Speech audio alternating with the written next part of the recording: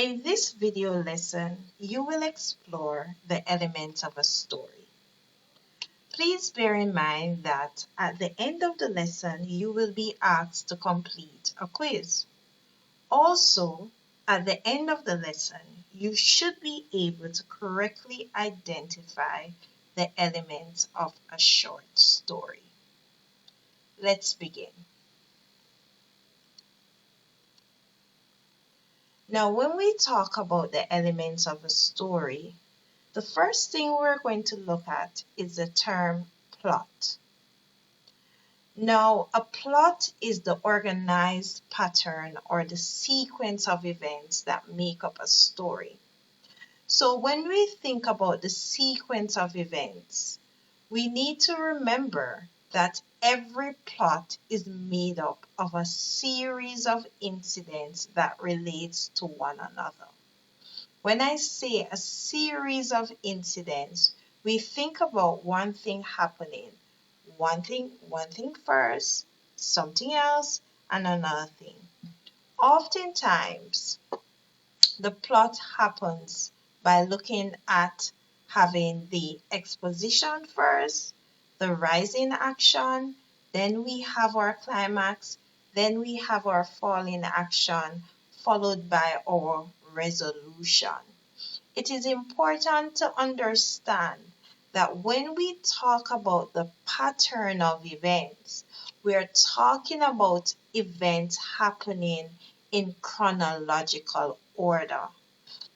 First, second, third, fourth, so on and so on.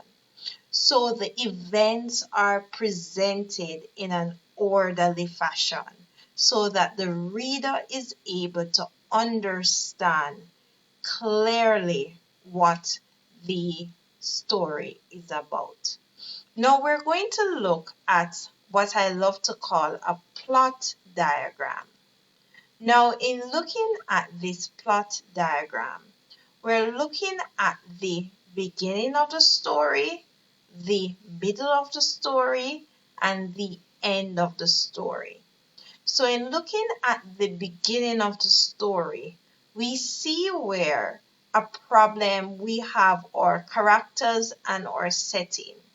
And when we present our characters and setting, we move towards developing our problem or conflict. Now, through the development of our conflict, we have what is called the rising action. The rising action comes to where we have our turning point or climax, followed by we're making our way down to the resolution of the conflict. And so we have our falling action, followed by the conclusion of our story where the conflict is resolved. Now, if we should look at the different elements of the story, looking again, we have our exposition, we have our rising action where we have our conflict coming out, we have our climax, falling action, followed by the resolution of the conflict. Now, when we talk about exposition, the exposition is the beginning of the story, right? This is where you introduce your characters. This is where you also present information about your setting. You can decide if you want to present the setting first, followed by your characters, or you can present your characters first, followed by your setting. More details will be provided for you about the development, or rather developing your exposition. All right. So, most important, the exposition is where we start to introduce the conflict of the story. The next thing that we have is our rising action. And this is where the conflict is developed, right?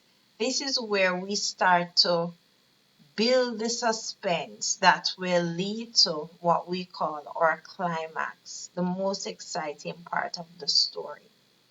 Then we have our climax. Our climax, as I said to you before, is the turning point of the story. Usually the main characters come face to face with the conflict. The main character will change in some way. This is a point where you're not sure as well what's going to happen next in the story, when it's like you're sitting on the edge of your seat, followed by the fall in action, right? And the fall in action is where we starting to tie up the loose ends of the story. This is where we basically move towards the resolution of the conflict. And if in looking at the resolution, this is where the conflict is resolved. This is where we end our stories. Now, you would have noticed that based on this plot diagram, we have not talked about conflict. That is going to come next. However, I want you to take a pause, stop, reflect on the information that was presented, and see if there are any lingering questions that you might have. See if there is anything that you might not be so clear about as we proceed diving deeper into the elements of the story. So we're going to pause a second and then continue. So think about everything that we have just reviewed.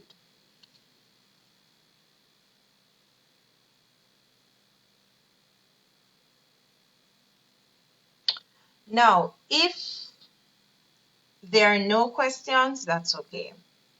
If there is a question, we're going to see if that question can be answered in this next half of the elements of the story presentation. Now, what we're going to look at next is setting. So we talked about the exposition, and we talked about for the exposition, that is the beginning of the story, where we present our characters and setting. Now, when we talk about setting, we're talking about the location in which the story takes place. We're talking about the time, the mood, the weather. We're talking about all of this. Now, the setting, as I said before, it is the location in which the story takes place. And we can say oftentimes this location is the environment, right, in which the story takes place. You can also think of it as the geographic location. So when we talk about setting, we must include time. What do I mean when I say time? Time refers to the date. If it is possible, you might put the date the event is taking place. You might make mention of the month or the year. Remember, all of this depends on the plot of your story, right? But oftentimes we see setting being highlighted through the presentation of whether it is morning or night. So when I say setting highlighted, I mean time is presented by the writer indicating whether the events are occurring in the morning or at night, right? So we talk about location, and we say location can be place, it can be a room, it can be your school, it can be your home. You decide the location. It can be in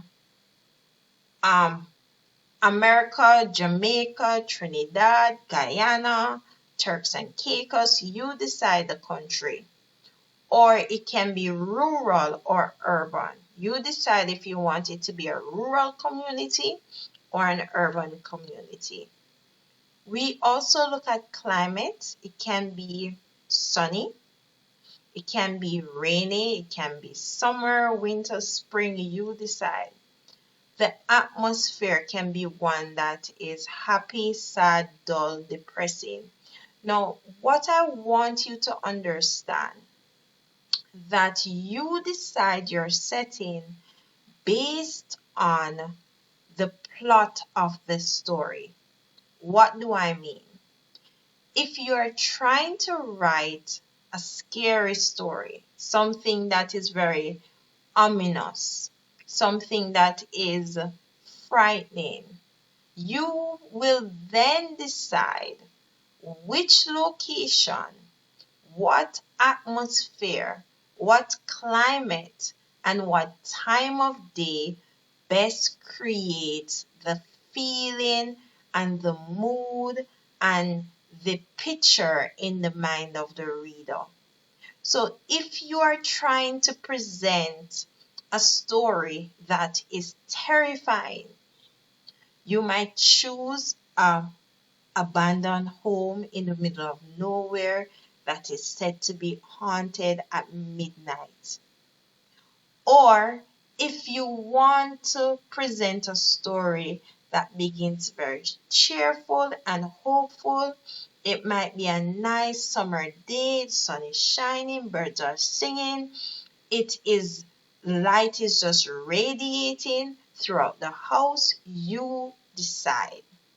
But it must be said that setting, you must think about what kind of story you're writing when you choose your setting. Now, let's move on to characters. Now, every story needs a character. Now, you need to decide whether your character will be an individual or an animal or an object. Yes. So characters can be people, animals, or things within our story. Now, what do I mean when I say people, animals, or things? We have major characters and we have minor characters. Now, the major character is the character in which that character is the main character in the story, and that character contributes significantly to the plot of the story. The minor character is the character that might not be seen throughout the story. That character might be the character that opposes the major character, or that character might not appear in the story any at all, but might only be mentioned throughout the story. Or, as I said before, the character might make one appearance in the story. Now, when we think of our characters, I am thinking of a story that is entitled The Black Dog, in which there were two characters. One was a man, who was the major character of the story, and the other character was a dog, who was the minor character of the story. So you decide who or what will be your characters. Also, you decide which character will be the main character in the story and which character will be the minor character in the story. Also remember that because it is a short story, you are unable to create too many characters. So I would recommend that you limit the amount of characters that you present throughout your story, right? An ideal amount of characters might be 2 or 3. Now, when we talk about characters, we also talk about protagonists, and the protagonist is the central character. This is the character that the story is about. Oftentimes we call the protagonist the hero, right? The central character. Then we have the antagonist, and the antagonist is very important, just like how the word suggests, antagonize. You know, when I think of the word antagonist, I think of antagonize. This is the character that opposes the main character, opposes the protagonist. This is the character that tries to do something or cause some harm or create some kind of problem for the protagonist. The antagonist is very important because it is through the actions of the antagonist where we're able to see the conflict of the story coming out.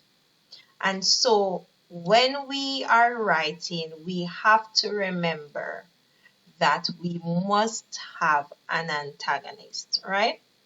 Something else we need to consider as well is the problem of the story. And the problem of the story is known as the conflict. Now, your story is not a story without a problem. And so the conflict is a disagreement between two or more characters, right? And remember that once we introduce our characters and setting, we must start to begin our conflict.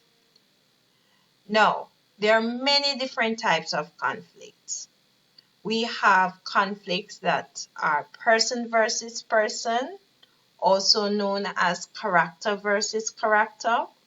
We have person versus self or character versus himself.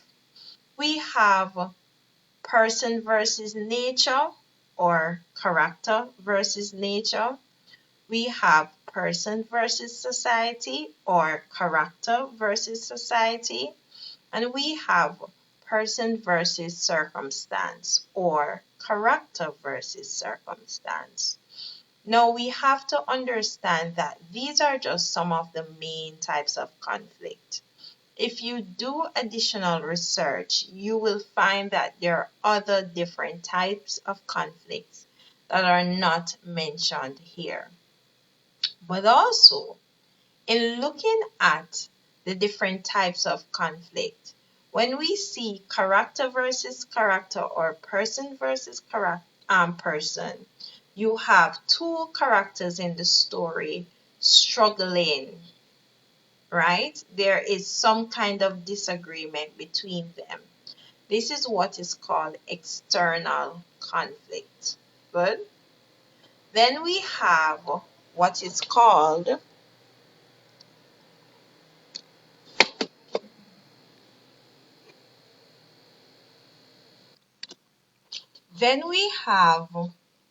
called character versus himself or character versus self or person versus self. Number 2. This is when the character is experiencing some kind of internal struggle. So it's not that the character is opposing another character. It is more like the character is struggling with a decision, is struggling with how he or she sees himself, is struggling in how he or she copes with a particular situation, right? Then we have number 3, the character versus nature, person versus nature.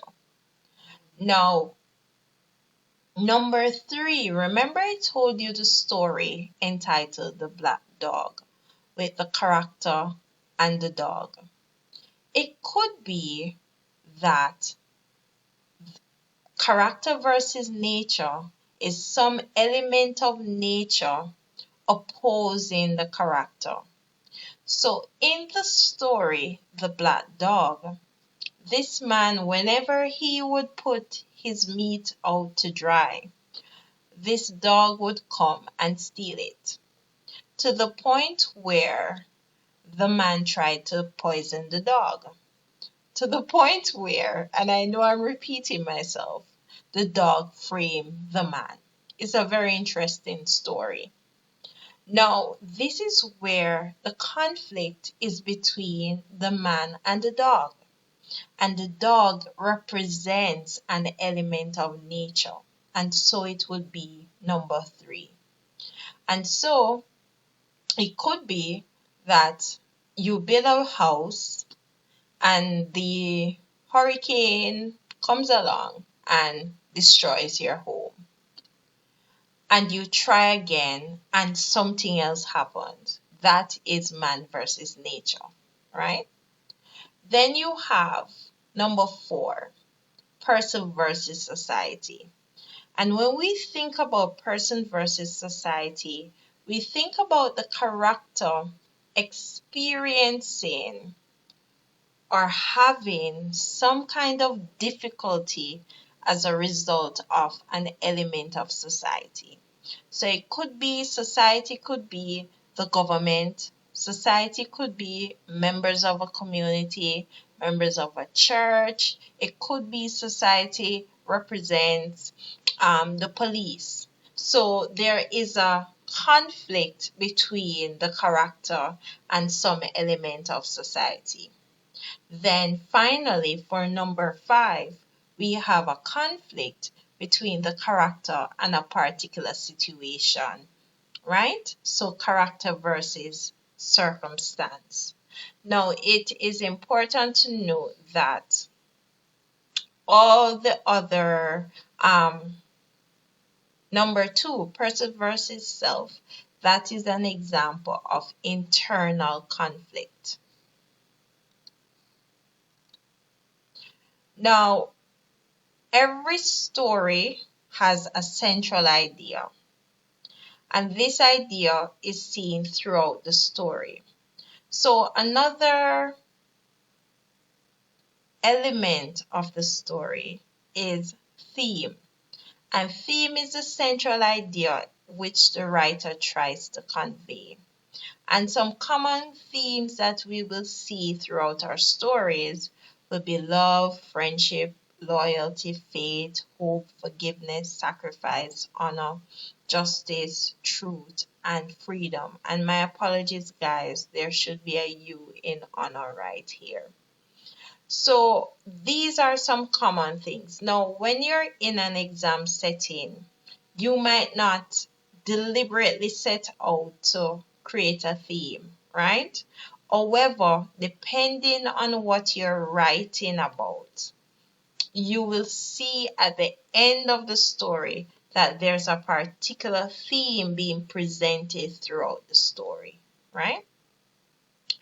Most importantly, we have point of view.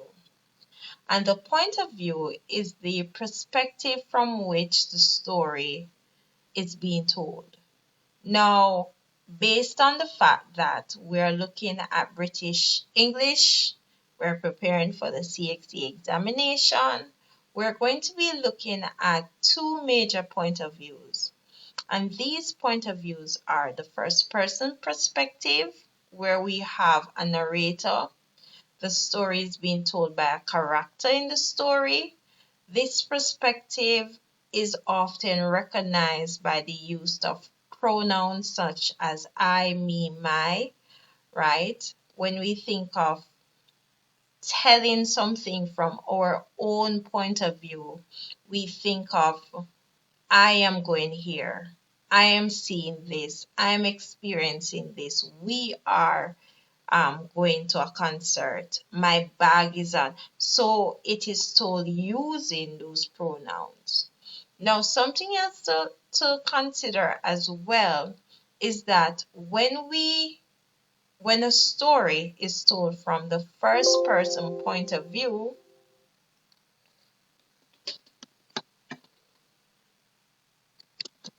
that was me in terms of my system needed to be connected.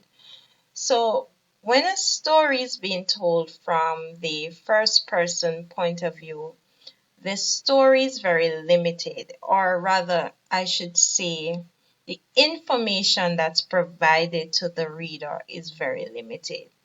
And so what do I mean? I mean that we're only able to see and experience what the narrator sees and what the narrator experiences. And so we're unable to see or experience anything else that is going on with any other character that the narrator is not familiar with, right? Now, the next point of view that we look at is the third person perspective. And this is the point of view in which the author is narrating the story. And so the pronouns that are used to identify this point of view are he, she, they, them, those third person pronouns. Now, for this point of view, we're going to look at the third person observant, and we're going to look at the third person omniscient. Now, let us look at these two point of views in the following video.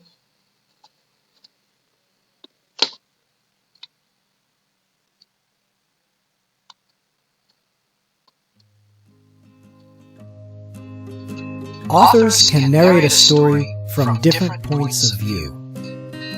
To learn what this means, let's consider different versions of the balcony scene from Romeo and Juliet.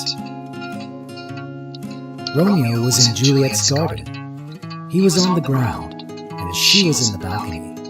They looked at each other for a long time. This point of view is third-person observant. The narrator tells us what happens, but he does not tell us what Romeo and Juliet think and feel. He is only an observer, like a camera. Sometimes, though, the narrator tells us more. When Romeo saw Juliet on the terrace above him, he thought she looked as beautiful as the sun. This point of view is third-person omniscient. This narrator shares both what happens and what characters think and feel. He is all-knowing, like a god. Finally, the narrator also can be a character in the story. I looked up at the terrace and saw Juliet, my love, as beautiful as the sun, looking down on me. This point of view is first person. Because the narrator is Romeo, he tells us what Romeo thinks and feels, but he cannot know what other characters think and feel. The narrator tells us only what Romeo experiences. Okay, so right there we see a beautiful breakdown of point of view. So once again, the difference between the third person observant versus the third person omniscient is that for the third person observant, the author is telling us or providing information based on what the character sees. We're able to get information from the character, right? He sees this, she sees this, etc. But we're not able to hear the thoughts and feelings of all the characters in the story. Now, when we think about third person omniscient, in Christianity, we say God is omniscient. We say he is omniscient because he is all-knowing. When you think about third person omniscient, the author provides us all the information. We see the different sides of the story. We were able to hear, what the different character thinks, what they feel, what they're experiencing. And so for this point of view, it is not limited, right? We're able to see and hear and understand based on all the information that the author presents. Now, why is point of view important? Point of view is important because the point of view is how you're going to tell the story.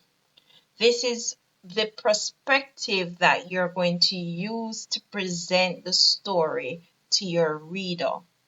Sometimes the point of view is selected for you based on the question you're given, but other times you will have to select your point of view, right? It is also important to know that once you start your story using one point of view, for example, the first person narrator, it therefore means that you need to complete the story using that point of view. So it is not advised that you start with the first person perspective and then move to third person. That is considered to be incorrect when you're writing your story. Now, let us consider all the questions that you might have had before we spoke about the different elements of the story. What are the questions that you still have that are unanswered? Below, you are going to see the notes based on point of view, based on the first person perspective, the third person perspective, looking at third person observant and third person omniscient. Now, based on the questions that you might have, we're going to do a brief recap of the elements of the story. Also, at the end of this lesson, you will be required to complete an element of this story quiz.